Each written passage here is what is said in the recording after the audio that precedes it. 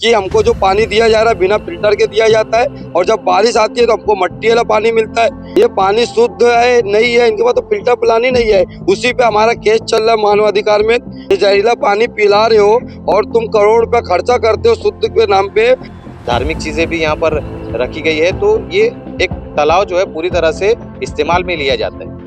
बाकायदा तालाब को भाड़े पे दिया गया है, एक भी सिक्योरिटी गार्ड क्यों नहीं रखा गया है? क्या सिर्फ जनता ही जिम्मेदार होती है हर चीज के लिए? ये देखिए कितना गंदा पानी है पूरा, और पानी में बदबू भी है। कि हम शहर में शुद्ध पानी दे रहे, ये दे रहे, 200 करोड़ का बजट हो गया है, तो बताओ वो 200 करोड़ रुपए में इस तरह के पीने का पानी दिया जा रहा है। इसका जिम्मेदार दो लोग हैं, खास करके तो पानी प्रोडक्ट जो इंजीनियर लोग हैं। एक के पास भी डिग्री नहीं है, कोई डिप्लोमा है, कोई कुछ है, कोई मैकेनिकल है। इस तरीके के लोग वहाँ पे बैठे हैं। इस तरह का पानी महानगर पालिका भिवंडी शहर वासियों को पीने के लिए दे रही है। और कुछ दिन पहले थाना में मीटिंग हुई थी, तो पटनावर अपने आप को बहुत साफ सुथरा बता रहा था, तो मैं पूछना चाहता हूँ तुम आके इधर बताओ।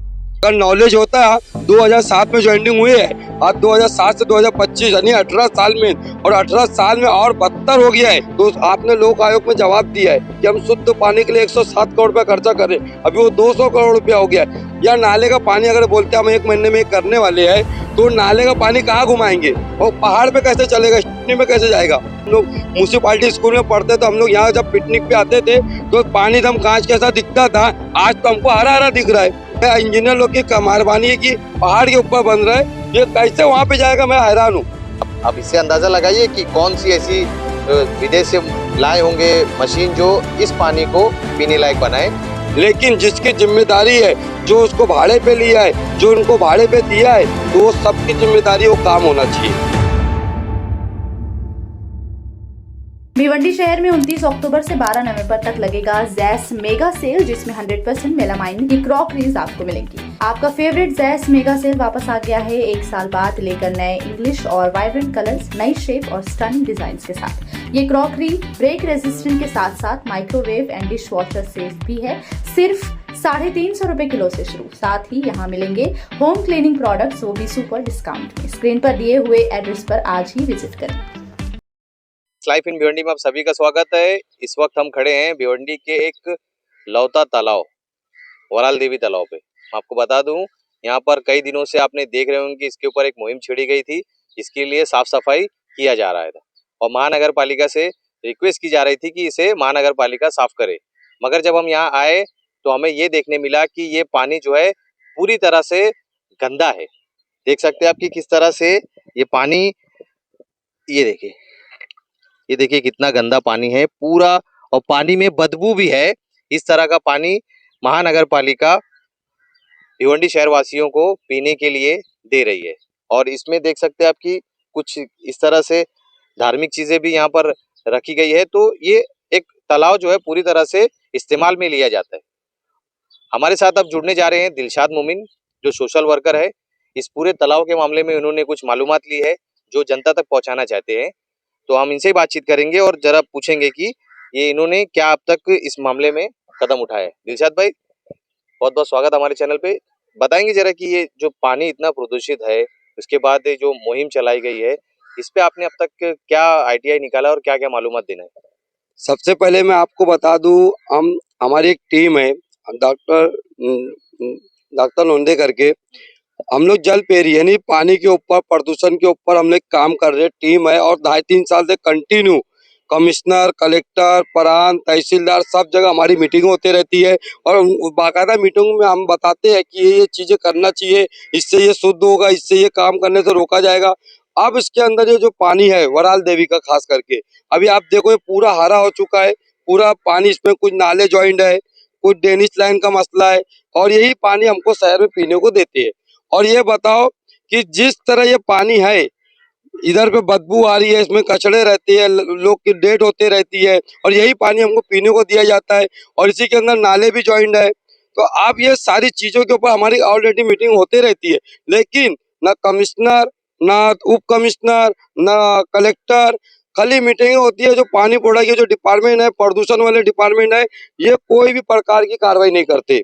इनके पास कोई नॉलेज नहीं है, इनके पास कोई सिस्टम नहीं है, कोई तरीका नहीं है कि किस तरह चीजों को इस्तेमाल लाना है, किस तरह काम करना है, किस तरह पानी शुद्ध करना है, किस तरह फिल्टर करना है। इनके पास कोई नॉलेज नहीं है और इसके ऊपर करोड़ रुपए खर्चा होता है कि हम शहर में शुद्ध पानी दे रहे, ये दे रहे। 200 करोड़ का बजट हो गया है।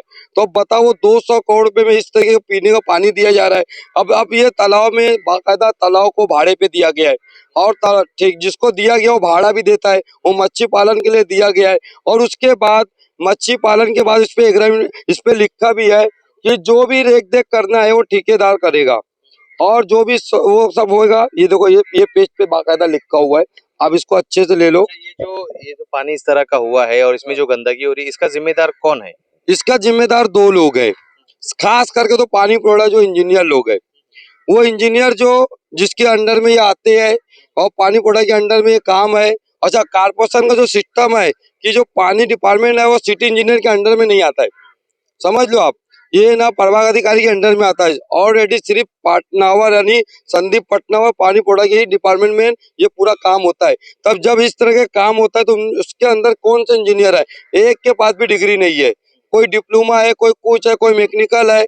इस तरीके लोग वहाँ पे बैठे हैं और इस तरीके जो काम हो रहे हैं, जो शहर को नुकसान हो रहा है। और ये शुद्ध पानी भी लोगों ने मुहिम चलाया, साफ करो, सुथरा करो, ये करो।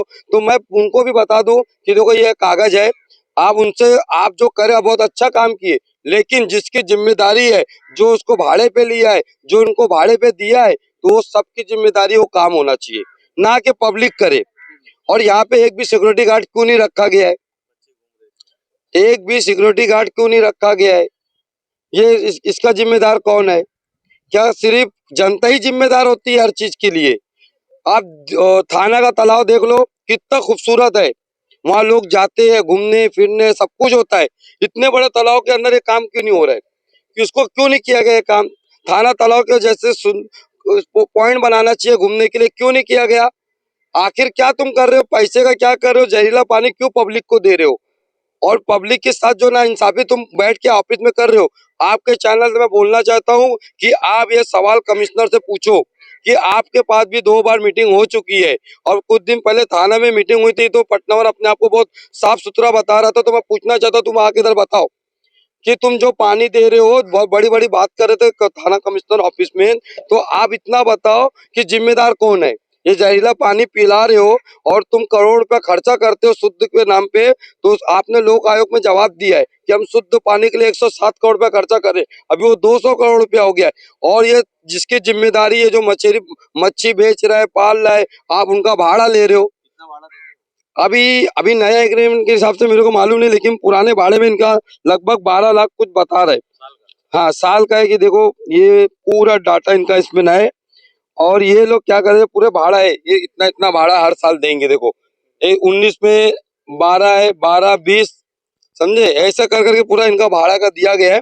ये टोटल अभी जो नया हुआ है उनका वो मालूम नहीं, लेकिन ये सब कुछ तुम भाड़ा लो, वो मच्छी पाले बेचे, साफ सफाई कौन करेगा मालूम नहीं।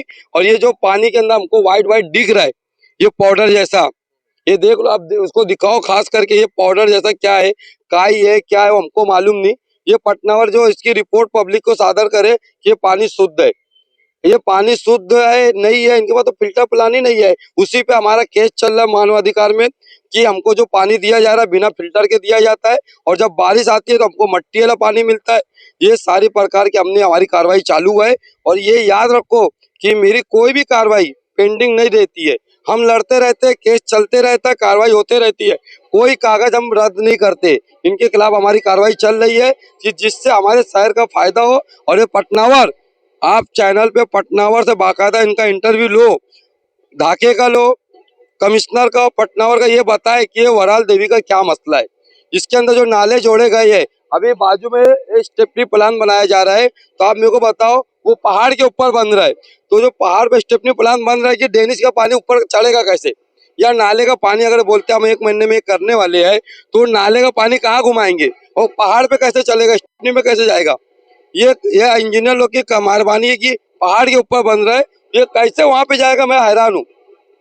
वो कितना तोड़ के उसको लाइन को ऊपर लेके जाएंगे या अंदर करेंगे, हमको मालूम ही नहीं।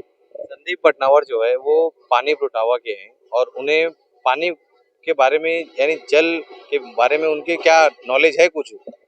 मैं तो उनकी डिग्री के हिसाब से उनको जल के बारे में कोई नॉलेज ही नहीं है। अगर नॉलेज होता 2007 में ज्वाइनिंग हुई है, आज 2007 से 2025 यानी 18 साल में, और 18 साल में और बदतर हो गया है। पहले तो ये तालाबों में लोग नहाते थे, पानी भी कांच के। जब हम लोग म्यूनसिपालिटी स्कूल में पढ़ते तो हम लोग यहाँ जब पिकनिक पे आते थे तो पानी एकदम कांच कैसा दिखता था, आज तो हमको हरा हरा दिख रहा है। तो ये पटनावर की मेहरबानी है कि 2007 से ज्वाइन हुए, तो आज तो मुझको पानी पड़ा के मुख्य अधिकारी है, तो उनके पास क्या प्लान है? खाली बस आप ही तो बैठ के डेनिस वालों का ठेका निकालने का, ये लाइन का ठेका निकालने का, इसको भाड़े पे देने का, उसको भाड़े पे देने का। तो ये हमारे कारपोरेशन के जो अधिकारी है, इसी तरीके के लोग आपस में बैठे हैं, जिससे हमारा शहर अच्छा नहीं होगा।